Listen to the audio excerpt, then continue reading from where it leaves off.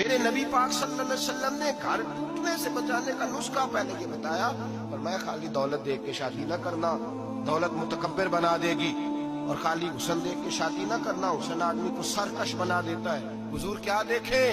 فرمایا دین دیکھ کے شادی کرنا، اللہ تمہارے لیے برکت پیدا فرما دے گا۔ دین دیکھ کے نکاح کرو، دین دیکھ کے نکاح کرو۔ ماں باپا یہ دین والا لفظ کس کے لیے ہے؟ فرمایا ادھر آؤ، کائنات میں اگر اللہ نے سب سے شان والی بیٹی دی ہے تو مجھے دی ہے، اور میں اس علی کو دے رہا ہوں جس کا مکان بھی کوئی نہیں، کاروبار بھی کوئی نہیں، جس علی کا بظاہر کوئی بینک بیلنس نہیں، کوئی مربع نہیں، کوئی شے نہیں۔ حضور علی کے پاس کیا ہے؟ فرمایا میرا علی عشاء کے بعد قرآن شروع کرتا ہے تو فجر سے پہلے ختم کر دیتا ہے۔ میرا علی صبح کی نماز کے وقت تلاوت شروع کرتا ہے تو ظہر سے پہلے قرآن مجید پڑھ دیتا ہے۔